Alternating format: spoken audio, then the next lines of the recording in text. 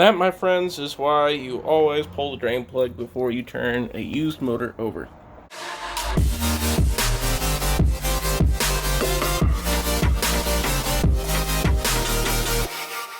What's up, guys? Welcome back to Shifting Lanes. My name is Gregson, and today I am showing you the first part of our Redblock teardown. We are putting in a new, well, not new, but redone B230 plus T motor into our Project 240. And by we, of course, I mean Nick from Redblock Performance out in Oregon. So if you don't know what we're doing here, or this is their first time watching the video, we have shipped him a 240, and we have two more 240s that are cobbling together into one car to make an amazing restored 240 wagon, a Volvo 245 as it's known in other parts of the world. And today we're going to show you the teardown of a different engine. The first part of that, where Nick kind of goes into the nitty-gritty of it and gets it prepped so that we can kind of refinish it. So without further ado, I'm going to hand it over to Nick. He's going to talk you through everything that you will want to see instead of my stupid face, and we can see exactly how to tear down a Redblock, and hopefully this is informative to you if you want to follow along and do this yourself in your own garage. So here's Nick, and I will see you at the end of the video. So in the Volvo overhead cam Redblock world, you've got your B21, which is the first incarnation, and they made that in the B21F, which is naturally aspirated, and B21FT, which is the first turbo overhead cam. And then you've got the B23, which only made it a couple of years in 1983 and 84. Then in 1985 they went to the B230 F and FT, FT being, of course, the turbo designation.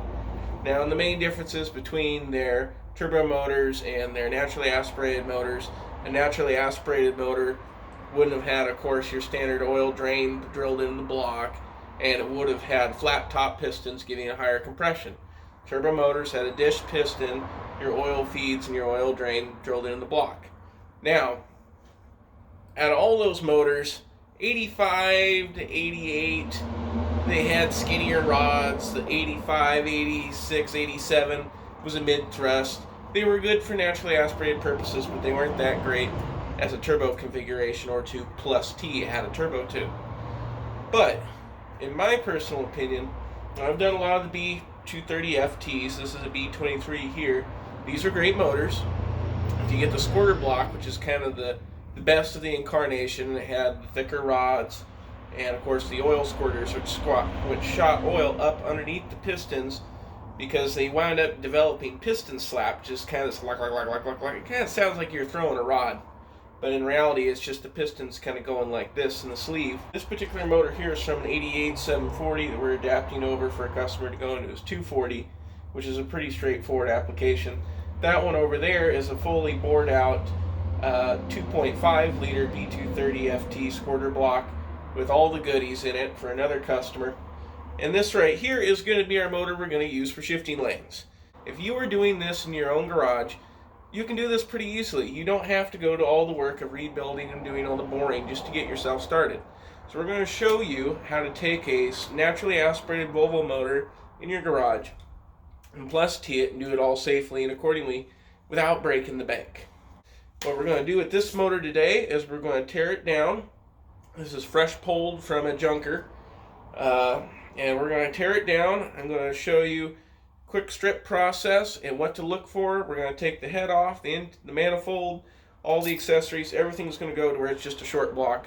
Then we're going to get it cleaned up. We're going to start putting it together for Shifting Lanes Project 240 and adding a nice turbo and manifold like we see over here to this ugly little jewel waiting to be polished. Let's get busy.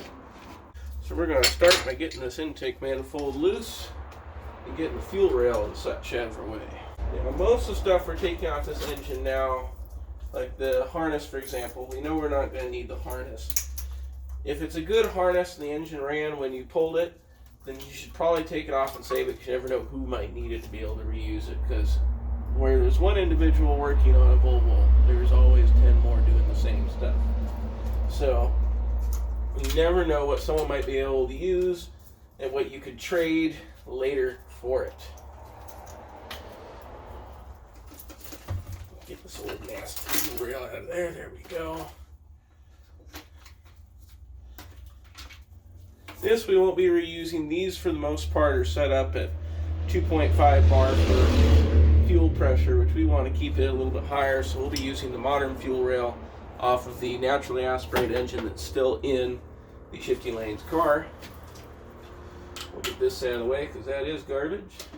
You do want to save the little vacuum hose fittings, but of course replace all your hoses.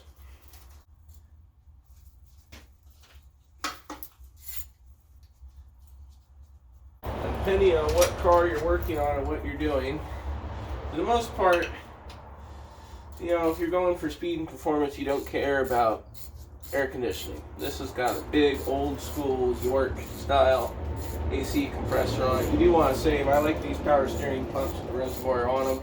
Depending on what year and what car you got, you've either got one like this, you've got a plastic version, or you've got the remote reservoir. It's over here on the shock tower. I like keeping it contained because it's less oil to leak everywhere else in your car. So if you got the option, run a setup like that with that reservoir attached. It makes life a lot easier later. In this particular case, what we're going to do is we want to keep the stock look, so we're going to have this head taken down to our machine guys, and we're going to have them slap in some stainless valves. Because the other aspect of this is, if you're going to do the work to plus T your car, you want to lay a strong enough foundation so you can build on it later. So what we're going to do here is all stuff that Shifting Lanes will be able to add to later on. And these, you know, I've run up to 12, which is a little scary in a plus T, this configuration, but it was built for it. You know, if you're going to do it, get yourself an ARP head stud kit. Get yourself a Cometric metal head gasket so you can run a bit more boost pressure through there. There's one more that I missed. There's always one. So we're going to go through and make sure that the foundation of this motor is set to where they can add to it and add to it and add to it and not have to worry too much. And we're also going to take the safety precautions with these. You want to run a good AFR gauge. You want to run a good boost controller. There we are. Pull the idle control tube off and away she goes. Now again, with this, we'll probably reuse this manifold, but we'll want to make sure that if we do that, LH 2.4 and 2.2 and 2.0 share a different throttle position sensor. So if you're going to use the earlier intake manifold, you want to make sure you swap that out. Okay, let's get these big ugly accessories off of here. There we go.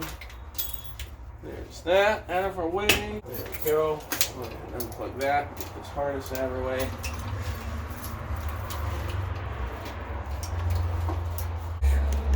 Quick look at what we got done so far. This gives you an opportunity to really look into your ports on your manifold. See what you got going on in there. We'll get a flashlight and light that up a little bit better so you can see here in a second. It looks really clean. You can see again a lot more black right here on the bottom of this port. It was obviously starting to pull some air. There's another look at that gasket. See that right there? That is the gasket starting to fail, and it was already pulling air through that. Bad news. Now again, for the most part, most of us, I mean, even if you're working on a car and you're this far into it and you got the motor out, you have this style of old AC pump on, these things aren't worth much. Unless you're somebody trying to keep it original. I mean, you can recharge the earlier style systems and make them operate again, but if you've got this and you want working AC, I'd recommend using a more modern pump. Even if it's an R12 style, this pump is just too much weight on the engine. There we are. And away this big ugly mess goes. Now it's starting to look like something. Right? Get this plate off of here. Won't be needing that anymore. Alright. That right there is a couple pounds. Okay, now we can lift this up. Got an old vacuum line. Then we're going to want to go over here and get this alternator off of here. If you're mucking around with these things, save alternators, especially the original or OEM ones. They're a lot better unit than anything you're going to buy off a shelf today. And all they usually need is a brush pack, and they come right back to life again. So that, just exciter wire, and bada bing. Pull that down there, pull that up and around. Careful of your distributor, and there we go. One Volvo fuel injection harness with partial ignition harness. Now, the ignition system on the NA motors from this era, pretty much junk. They're referred to as the Chrysler ignition, and they're a source of a lot of problems and headache for these cars today. If you're trying to get a car to start and it's having issues, go to breakerless, which is the ignition system from the earlier B21. You'll find those on any of them from 76 up to, I believe it's 82. There it is. We are now accessory free. At this point, we're going ahead and pull our valve cover.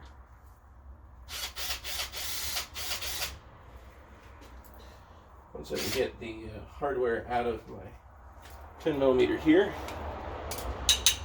There we go.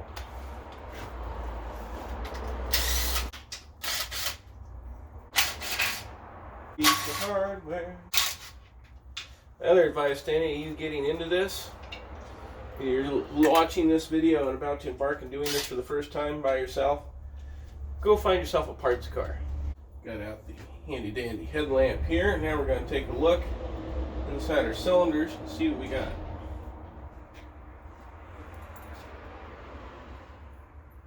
Too bad. A little bit of debris in there, but I think it'll live. So at this stage in the game, you want to finish getting your exterior stuff off of it, get the mounts off, get the dipstick tube out, and you want to tackle the front end of things. I try to take, at this stage, I try to get as much off the outside of the engine before I pop the cylinder head. Just try to keep the kind of debris down to a minimum.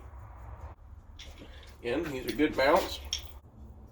Go ahead and pop this loose for the wrong side. That's 17. Now with these here too, if you're planning on reusing your tensioner, which as long as the actual bearings and everything is, or this isn't, your belt isn't too old, it's not a bad idea. All you gotta do is loosen that, pull or push, tensioner goes in. While it's loose, tighten that back up.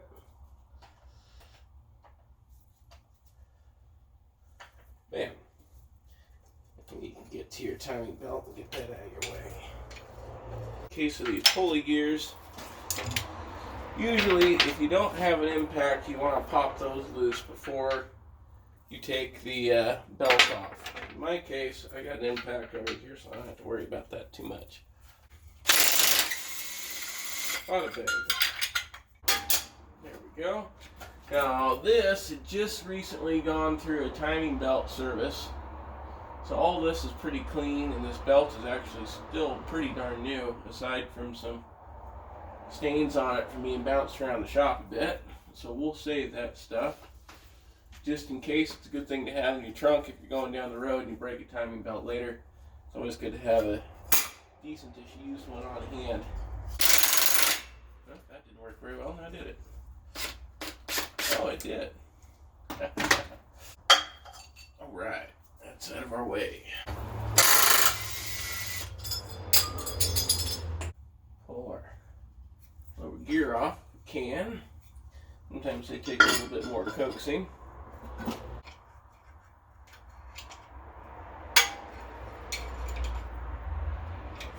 There it goes. Alright.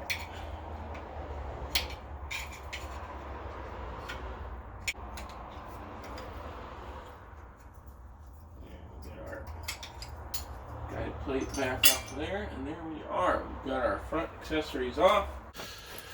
So there we are. We can see that upper seal there is pretty nice. So this is all obviously taken care of pretty recent. This is what you want to see when you look at a motor maintenance. There's our stock naturally aspirated M cam. Those are pretty much worthless, so we're going to huck that in the scrap bin. And we're getting close to having our disassembly process done to get the head off of here. You want to be looking over the engine, make sure everything's in good health. You want to keep a close eye out for any obvious Mickey Mouse-a-tree or shoddy repairs that were done in the past. Shoddy repairs are a sign of neglect. And this thing's actually in really good health. It's got all of its exhaust manifold studs. Of course, I'm pretty certain that the mileage that this motor had on it, that this is the first time it's been apart since it left the factory. Now we've got our balancer out of our way. Went ahead and get these front accessory covers and such off of here. Get our guard off. Some people like to run these motors open timing belt. Some people don't. I like the look a little bit personally. I'll have to check with the Shifting Lanes guys on which route they'd like to go. There we are. Now we'll go on ahead and get the camshaft out of there. Now you want to look at the cam lobes when you're doing this. Not that it matters too much since it's an old cam, we're not going to reuse it. Cylinder 1's at top dead center right now, so the majority of the tension on the camshaft is back here. So we'll try and leave the center one probably closer to last.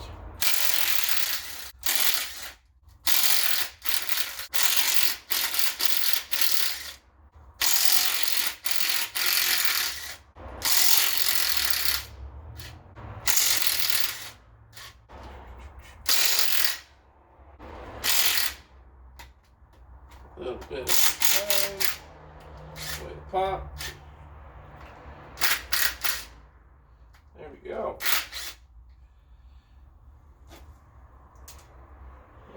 Cap. Sometimes these come off real easily, sometimes they don't. Woo! Yahtzee! And our front cap.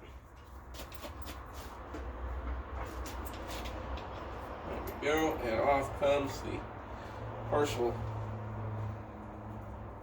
valve cover gasket. There's all of our caps, and off comes our cam. Now when you're dealing with Volvo camshafts, if you're prowling the wrecking yards, you want to know what to look for. Obviously we got a little stash of auxiliary shafts and cams right up here. But you want to look at the back side of the camshaft. That's this little area right here. And if you look, you'll see a letter usually stamped into it. Now this is a stock camshaft. The way you identify a stock camshaft is by these little machining differences. If it was an aftermarket one, it'd be completely flat, smooth surface. So that's how you identify a stock camshaft as opposed to a performance one. But on the back side here, this little letter is what you want to be looking for. You see that M there? You can get it to work. There we are. There it is. This is an M cam. This is pretty basic of what's all in your majority of your naturally aspirated stuff. Some Canadian cars got K cams, B cams, there's A cams. I've seen an L cam. I'm not sure what the story was with that one. But this is basically scrap metal. So I like to save some of these though, because they also make really nice gearhead candlesticks. Weld the socket on there, mount a cam gear on one end, bam. Classy, industrial look. Now we're going ahead and get the dipstick tube off the back side here. These just press into the block for a seal. So you don't have to worry too much about that.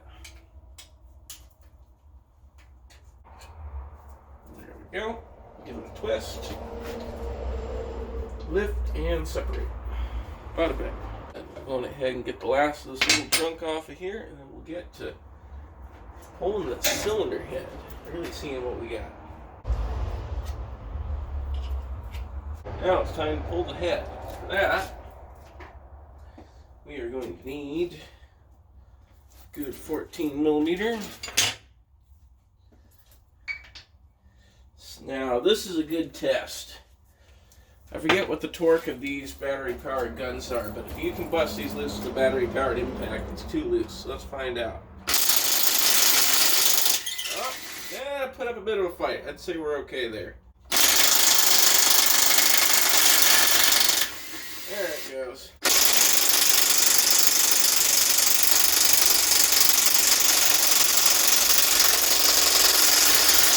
That one not so much. So then we'll go get the good old-fashioned breaker bar. Get that taken care of, right?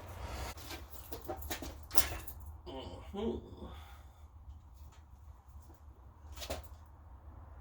that sucker is stuck. There it goes. That one was particularly in there.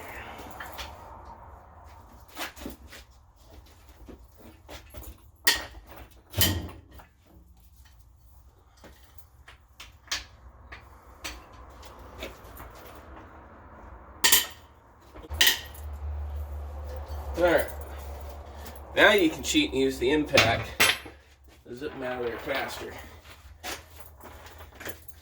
Now when you're doing plus T, never reuse head bolts, or any turbo configurated car for that matter. Make that work, I think I just did. In this particular case, when we put this back together, we're going to be using a set of ARP head studs that we're going to acquire through Yoshi Fab in California, and I'm probably going to talk to them about doing at least conrod bolts as well. Now I'm going to go ahead and pull these out of here. Okay, tuck these. Okay, so we got our head bolts out. Now one thing you're going to want to do before you get too much further, because these lash caps are going to come, or the lifters are going to come out of here eventually, whether you want them to or not. So I'm going to go on ahead and save myself some trouble. I'm going to try and number them. Sometimes you can get away with this, sometimes you can't. This particular motor's been sitting dry for quite a while, so I'm looking like I'm going to have some good luck with this.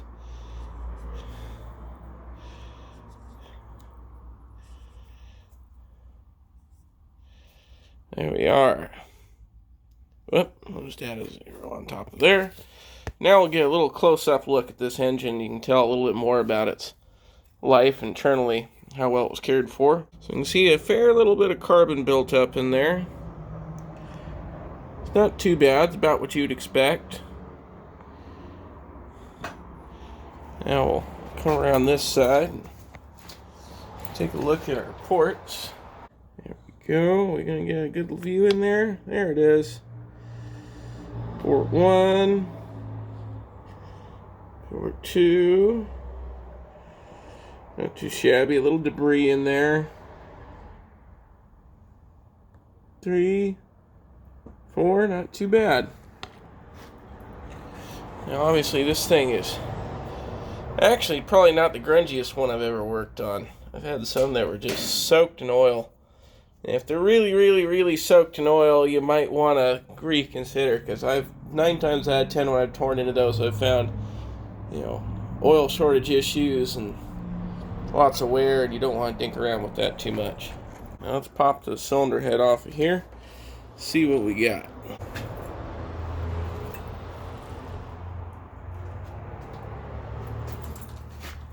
Looks pretty darn good. You know,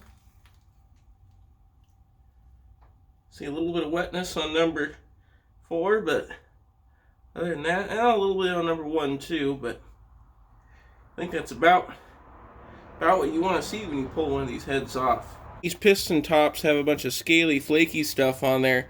Don't panic too much either. I've seen that a lot in cars that, in particular, when they have thermostat problems, people just yank the thermostats and run them without one. You'll see that happen a lot. Looks like the gasket's in pretty good shape. See if I get lucky enough, just pop it up a bit here. There's that one that was nice and tight.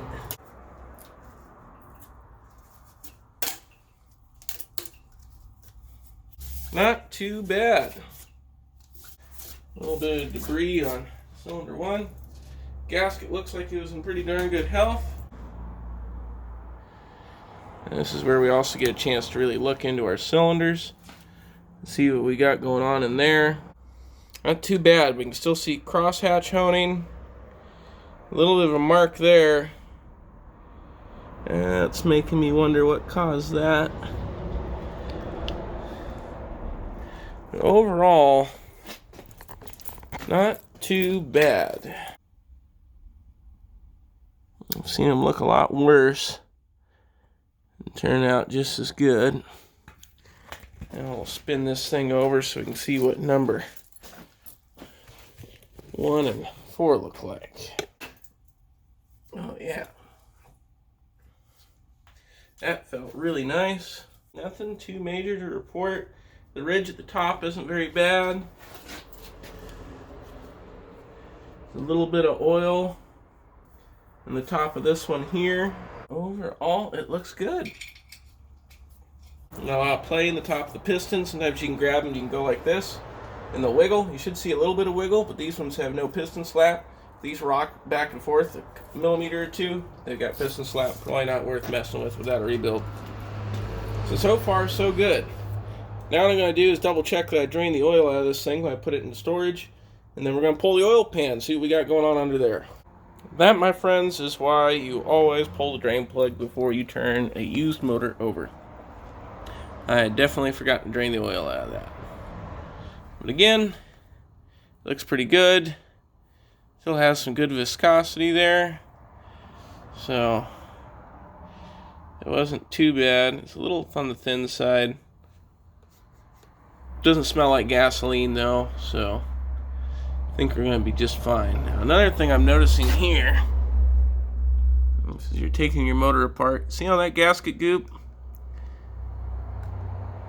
I know a lot of us started out on interesting routes. I started out with Volkswagens. Some people start out with GM products. Some people start out with Ford products. Some people start out with, JDM products. This is unnecessary on a Volvo motor. You don't need to gasket goop the crap out of everything. You're going to make your life miserable later on down the road. The surfaces are machined well enough. You can literally just bolt these things together without any gasket maker, and they will not leak if you do it right. That is it. Do it right. If you do not do it right, you will have leaks. But in this one's case, all it really needed was a fresh gasket, and somebody just glued the crud out of that thing. So we're going to see what we got going on underneath there. Clearly this pan has been opened up before. Okay, now we're going to flip the motor over, see what we got. I'm also going to go on ahead and take my piece of plywood here.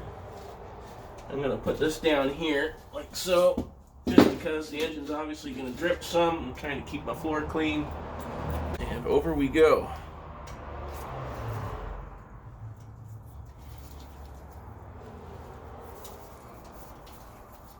See how well put together this engine stand is. Tight, looks like it is. Hey, it slid only a tiny bit. And this is where we're going to see what kind of shape this engine's really in.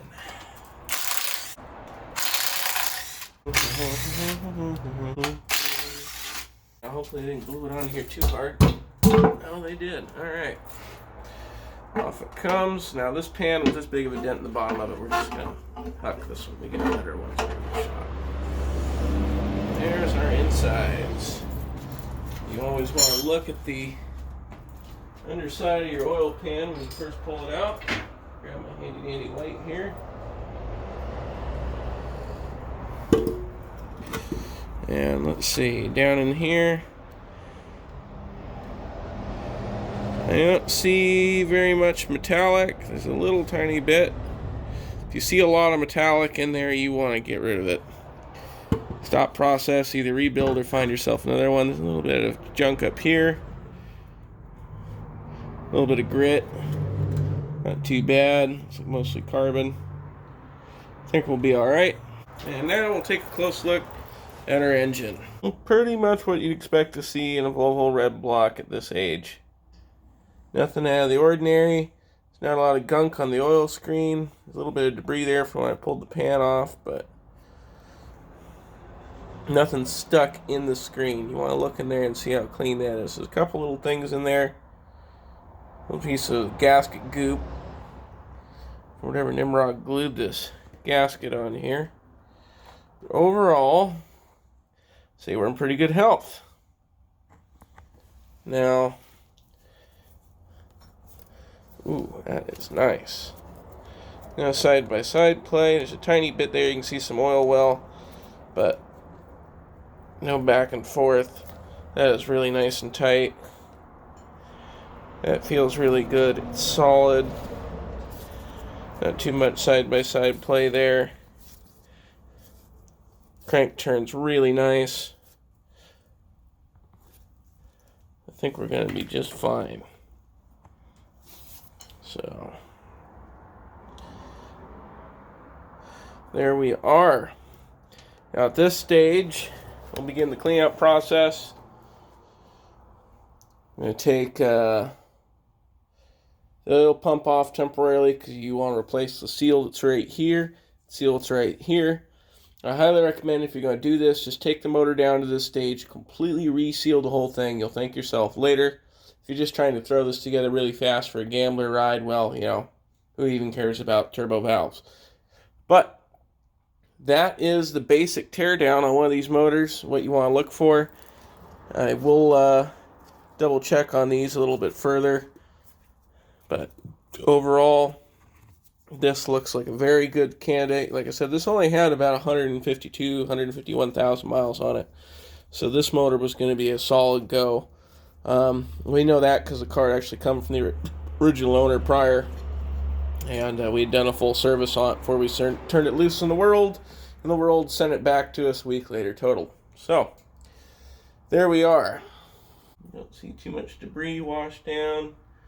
One of the cylinders I can see from above here look really good.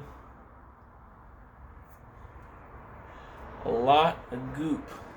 Somebody was very, very intent on fixing a leaky pan gasket at some point. That's going to be it for this end of the video on the engine teardown. We will reconvene at time for cleanup and getting this baby shined up, looking good, and we'll be taking the head on over to our machine shop, getting that done. So we're going to be doing just fine. Thank you all, and we'll see you again soon.